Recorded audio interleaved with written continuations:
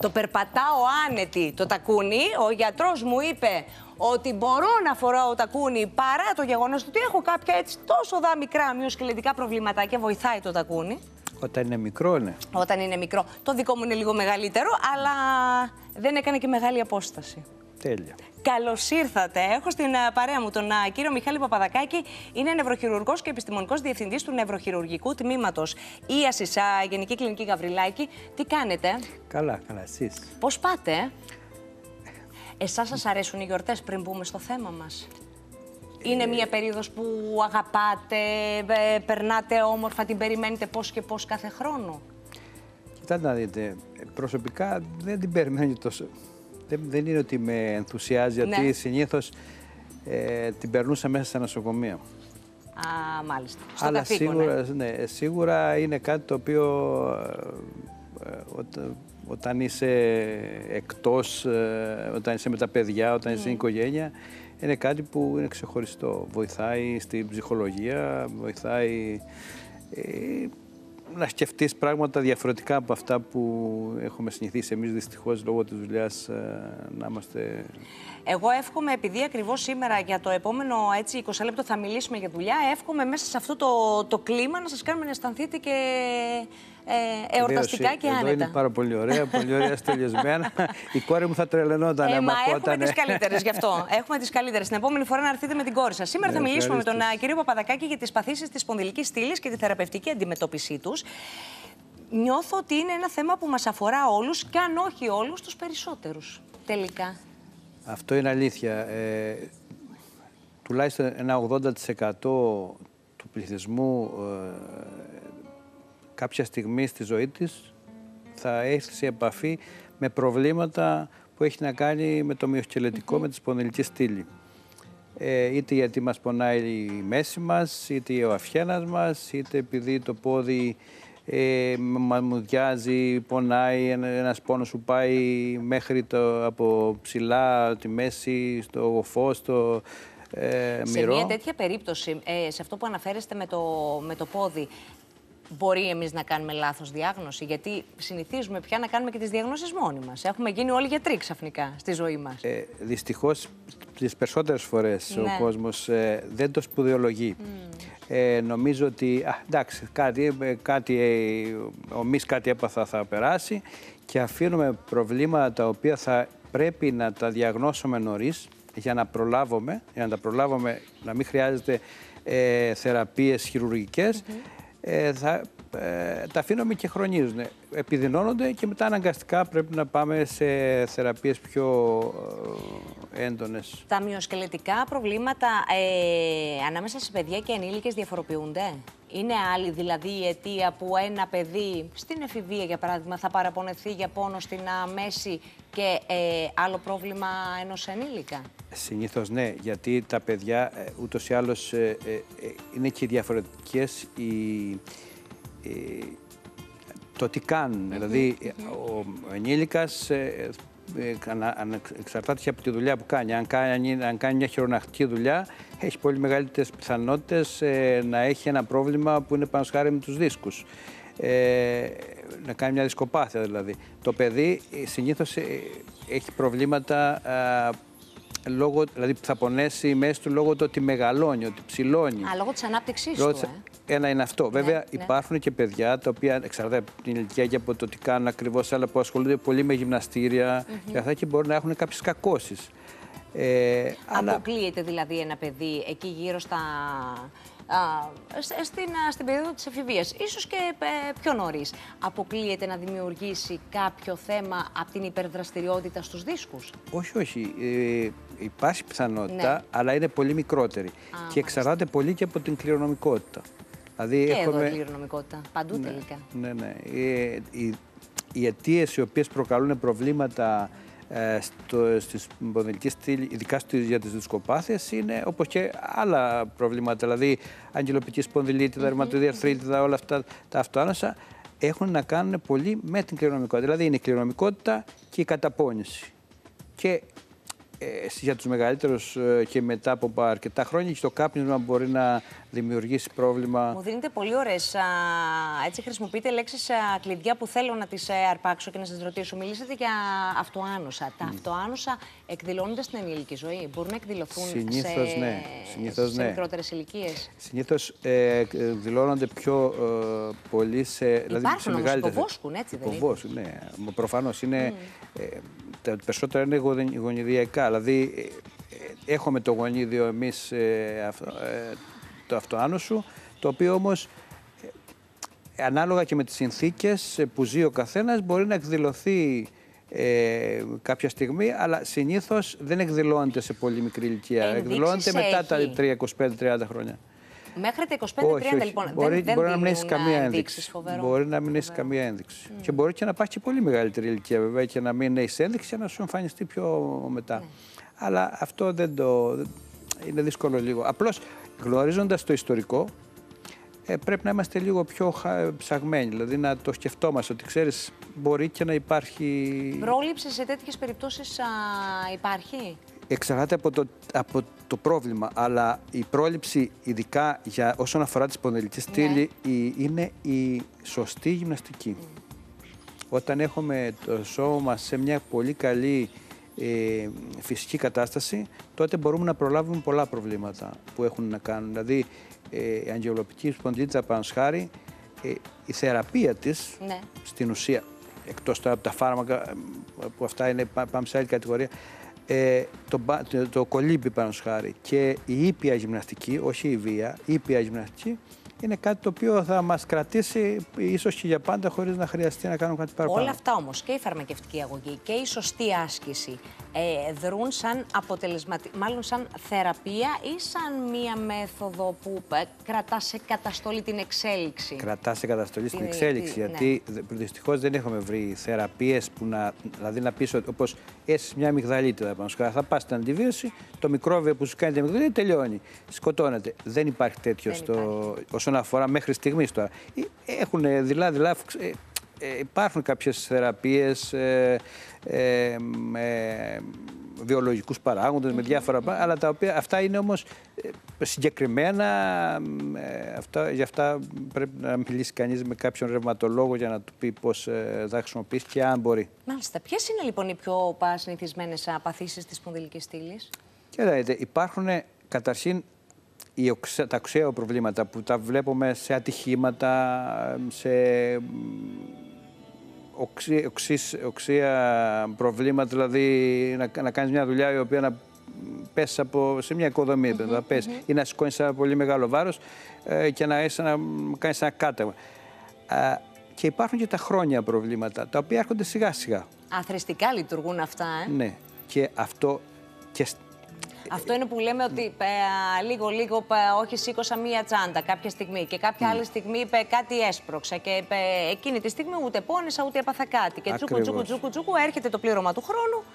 Έτσι. Και εκδηλώνεται. Και με τα προβλήματα, παραδείγματος χάρη ένα ατύχημα, έχω ένα τροχαίο ατύχημα. Ναι. Και έρχεται το ασθενής μετά από 5 χρόνια. Το ρωτάς, είχες κάποιο τύχημα? Ναι, λέει, αλλά τότε πριν από 5 χρόνια δεν είχα κανένα πρόβλημα. Πήγα στο γιατρό, με είδα, δεν είχα κανένα σύμπτωμα. Καλά. Και όμως τότε είχε αρχίσει το πρόβλημα. Γιατί, παραδείγματος χάρη στον Αφιένα, η ανατομία είναι τέτοια που έχουμε έναν σύνδεσμο. Δηλαδή, σαν μια ταινία μπροστά από τη σπονδυλική στήλη και μια ταινία στην πίσω μεριά των σπονδύλων και των δίσκων. Εάν λοιπόν κάνω μια πολύ έντονη κίνηση και αυτοί χαλαρώσουν λίγο, αλλά δεν σπάνε αυτοί, δεν θα σπάσουν, χαλαρώσουν, δεν μας κρατάνε μετά σωστά. Οπότε συνέχεια με τις κινήσεις στο που οδηγούμε, τα έχεις επιβράδυνση, κινείς τον Αφιένα. Με τη δουλειά που διαβάζεις, γράφεις, δουλεύεις οπουδήποτε. Αυτό σιγά σιγά χαλαρώνει ακόμα ο ποιμίκης δεν κρατάει σωστά τη σπονδυλική στήλη, πιέζεται πιο πολύ ο δίσκος. Τη στιγμή που αρχίζουν αυτές οι δύο ταινίες να χαλαρώνουν, εκείνη τη στιγμή που χαλαρώνουν, την πρώτη στιγμή, αν αντιμετωπιστεί σωστά, θα αποφύγουμε όλη την εξέλιξη? Δηλαδή θα διορθωθεί, μπορούμε να τις επιστρέψουμε στην αρχική τους μορφή? Όχι. Θα αποφευχθεί η επιδείνωση. Μάλιστα. Γιατί άρα η ζημιά που γίνεται, γίνεται. Η ζημιά που γίνεται, έγινε. Απλώς, εάν εμείς όμως το ξέρουμε αυτό και κάνουμε μια πολύ καλή, σωστή γύμναση των μειών μας και κρατάνε εμείς ένα πολύ μεγάλο μέρος των πιέσεων που εξασκούνται από το κεφάλι μας και από τις νήσεις του κεφαλιού στην αυγενική μοίρα, τότε η πιθανότητα να έχουμε ένα πρόβλημα μελλοντικά θα είναι πάρα πολύ μικρότερο. Μάλιστα. Τι είναι πιο δύσκολα αντιμετωπίσιμο, ένα πρόβλημα στη μέση χαμηλά, ένα πρόβλημα στον αυγένα, κάτι το οποίο είναι κάπου ενδιάμεσα στη σπονδυλική στήλη? Υπάρχουν δηλαδή συγκεκριμένες θέσεις στην σπονδυλική στήλη που θεωρούνται δύσκολα σημεία? Κοιτάτε να δείτε, δύσκολα σημεία είναι όλα γιατί έχουν να κάνουν έχουν με νεύρα, έτσι. Είναι λίγο πιο επικίνδυνο στην αυγενική μοίρα και στη θωρακική μοίρα. Γιατί εκεί έχουμε νοτιό μυελό. Και όταν ο νοτιός μυελός βλαπτεί, δημιουργεί προβλήματα που είναι μη αναστρέψιμα. Αν βλαπτεί μέσα ο νοτιός μυελός. Η οσφυγική μοίρα... Πόσο είναι να συμβεί, πόσο εύκολο είναι να συμβεί αυτό που μας περιγράφετε? Αυτό δεν είναι τόσο απλό, δεν είναι εύκολο, δηλαδή με το ότι ξέρεις... Άρα δεν είναι το σύνηθες. Δεν είναι το σύνηθες, δεν είναι το σύνηθες, αλλά εάν το αφήσουμε, δηλαδή ένας άνθρωπος που έχει μια δισκοκύλη, εάν το αφήσει και δεν κάνει κάτι γι' αυτό να προστατευθεί, μπορεί αυτή η δισκοκύλη να μεγαλώσει και να πιέσει το νοτιό μυελό και να κάνει μια αυγενική μυελοπάθεια. Αυτό είναι πολύ άσχημο. Έτσι, δηλαδή θα έχουμε προβλήματα τα οποία πιθανόν να μην είναι αναστρέψιμα. Η οσφυγική μοίρα κάτω χαμηλά έχουμε τα νεύρα, κάπως δεν έχουμε νοτιό μυελό, δηλαδή από το όμικρον 2 και κάτω, τον όμικρον 2 σπόνδυλο εννοώ, έχουμε την υπουρίδα, δηλαδή είναι όπως η ουρά του αλόγου που έχει σαν θύσανος, είναι τα νεύρα τα οποία πλένε μέσα στο νερό. Εκεί μπορεί πιο εύκολα το νεύρο που είναι σαν ένα μακαρονάκι, σαν μια τριχούλα, να πάει δεξιά-αριστερά και να μην συμπιεστεί τόσο πολύ. Οπότε εκεί είναι λιγότερο επικίνδυνα. Τεχνικά για μας, είτε το ένα είτε το άλλο είναι το ίδιο, δηλαδή δεν μας δυσκολεύει, γιατί αυτά έχουμε μάθει. Έχουμε μάθει να κάνουμε αυτά τα πράγματα. Απλώς, στην καθημερινότητα όμως φαντάζομαι ότι για τους ασθενείς για τους ασθενείς είναι πιο επικίνδυνο το να έχουν προβλήματα στον αυγένα ή στη θωρακική μοίρα. Η θωρακική μοίρα βέβαια δεν είναι τόσο συχνό γιατί είναι ο κλωβός, είναι ο θώρακας στο στέρνο και κάνει ένα βαρέλι, σαν βαρέλι ένα κλωβό. Οπότε οι πιέσεις εξασκούνται σε όλο τον κλωβό.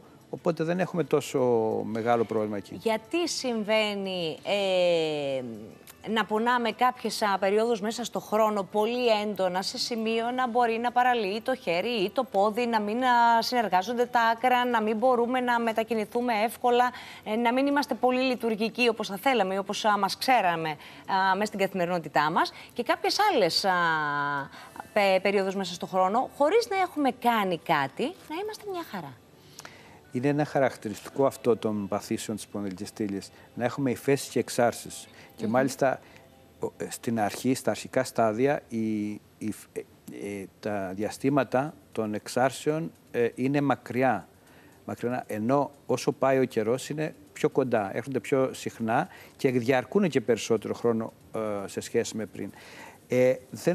Αυτό έχει να κάνει πολύ με τις κινήσεις μας, με το σώμα μας γενικά. Μπορεί να νομίζουμε ότι δεν κάναμε κάτι το ιδιαίτερο, αλλά μια κίνηση που δεν τη σκεφτόμαστε, δεν τη θυμόμαστε καν, μπορεί να μας έχει κάνει, ύστερα έχει να κάνει και η υγρασία, το κρύο. Το κρύο είναι αυτό πολύ... Και το συζητούσαμε και στις διαφημίσεις. Είμαστε σε ένα μέρος, σε ένα τόπο που έχει όλη την ευλογία του Θεού, αλλά έχουμε και αυτή την υγρασία που μας τσακίζει τα κόκαλα. Η θάλασσα δυστυχώς έχει την υγρασία, δεν μπορούμε να κάνουμε διαφορετικά και πράγματι το κρύο και η υγρασία επιδρούν αρνητικά.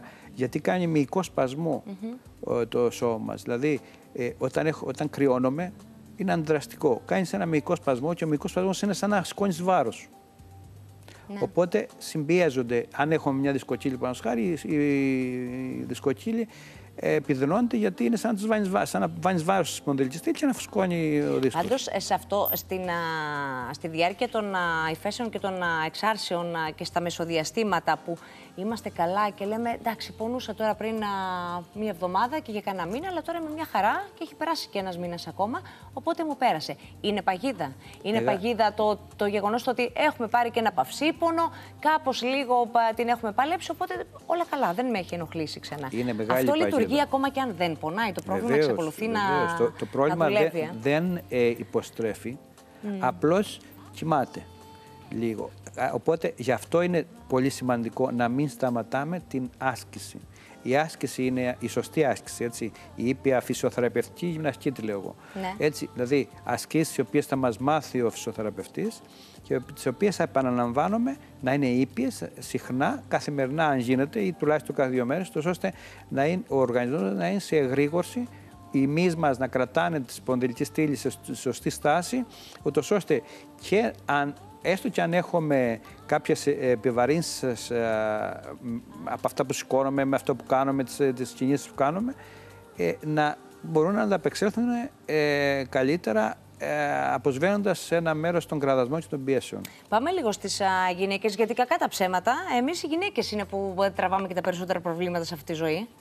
Δεν ξέρω, είναι η φύση μας, είναι ο οργανισμός μας, παθαίνουμε πιο πολλά από ό,τι εσείς οι άνδρες. Κοιτάτε να δείτε, εσείς έχετε ένα μεγάλο μειονέκτημα εντός εισαγωγικών, πλεονέκτημα, αλλά είναι και μειονέκτημα όσον αφορά το κομμάτι το δικό μου, έτσι, ότι έχετε εγκυμοσύνες. Εκεί ήθελα να φτάσω. Σας ευχαριστώ πάρα πολύ. Οι εγκυμοσύνες δυστυχώς πολλές φορές δημιουργούν προβλήματα όσον αφορά την εμβιομηχανική της σπονδυλικής στήλης, δηλαδή τη στάση της σπονδυλικής στήλης και το βάρος βέβαια. Ήταν αυτό ακριβώς που ήθελα να σας ρωτήσω.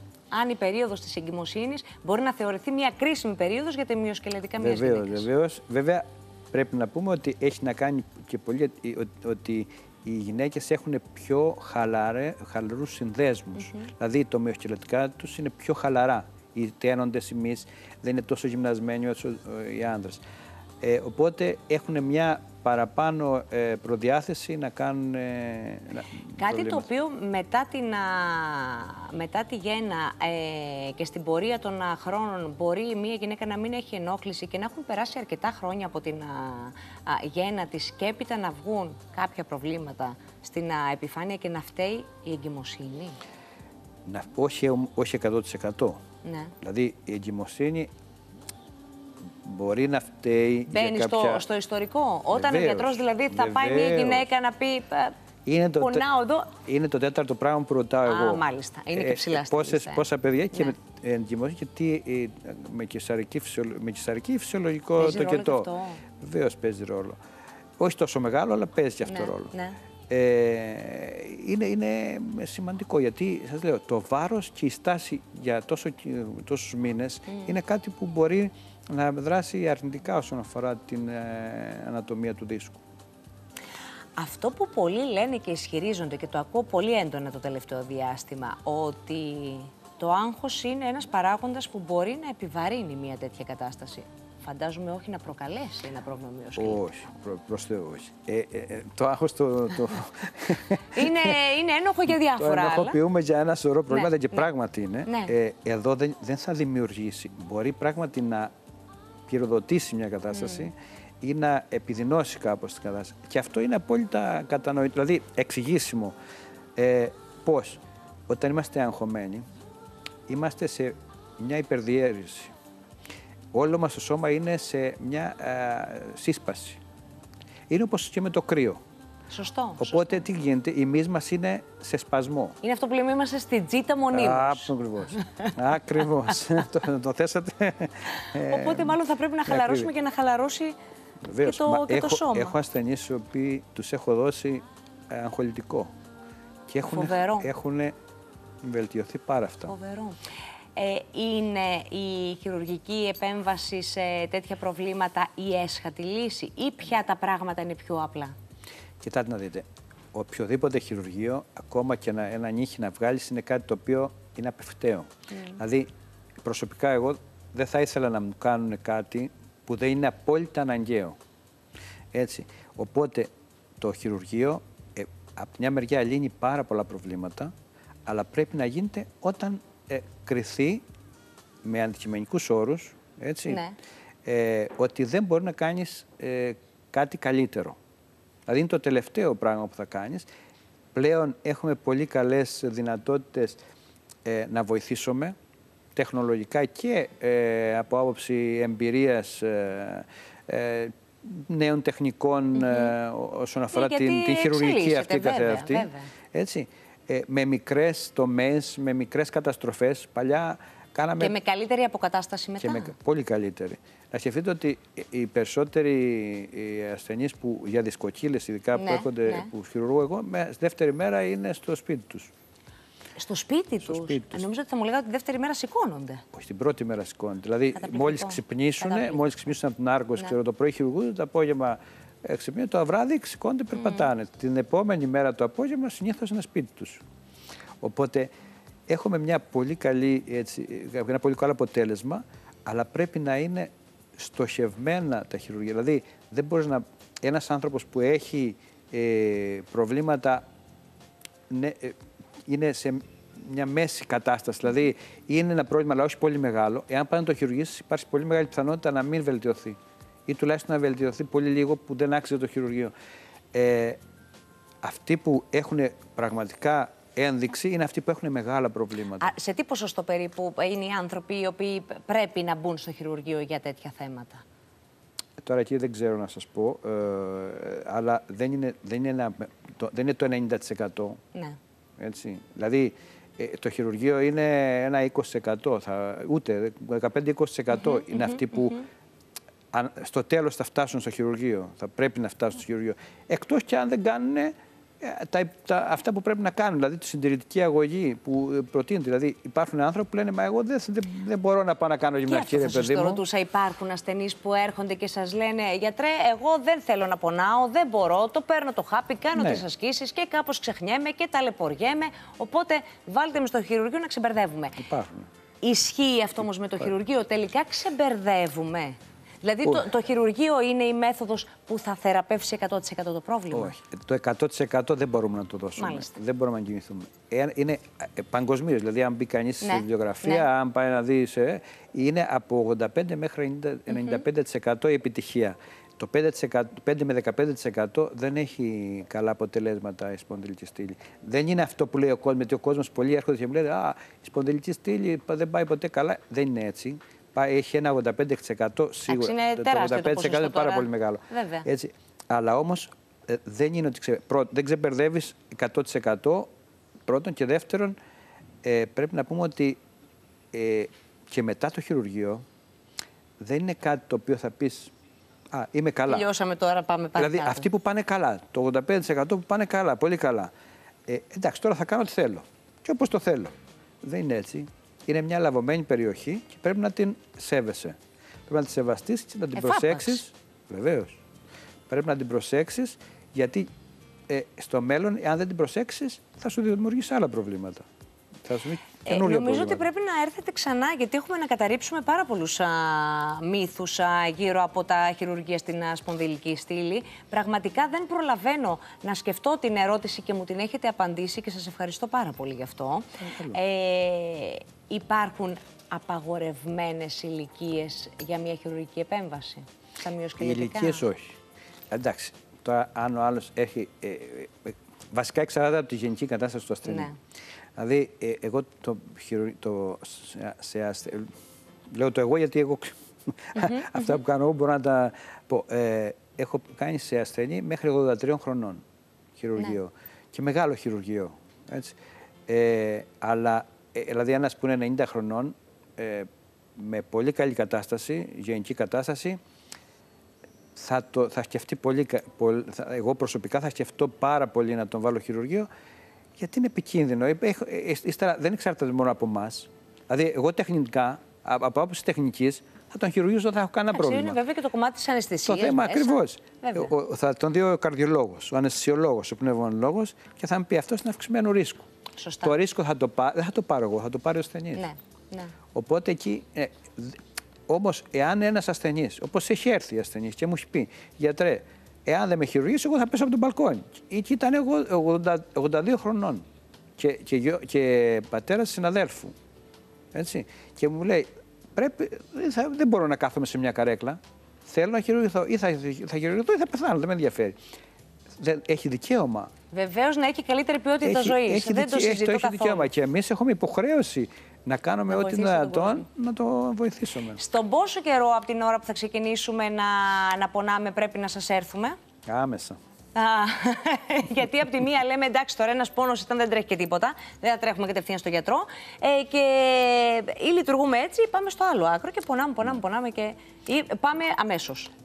Σαν να δείτε, το άμεσα είναι πραγματικά το σωστό. Ναι. Έτσι.